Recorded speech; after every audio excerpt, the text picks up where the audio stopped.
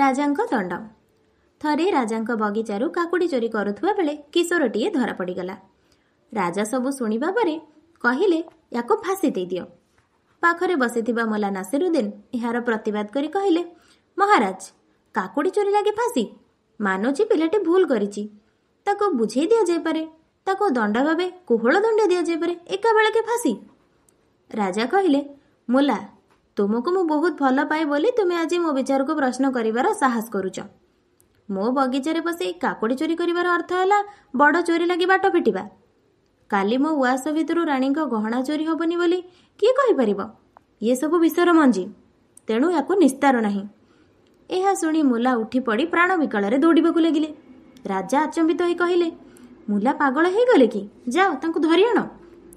ମୁଲା ଧରା ହେଇ ଆସିଲେ। ସେ କିନ୍ତୁ ଛାଟିପିଟି ହେଉଥାନ୍ତି।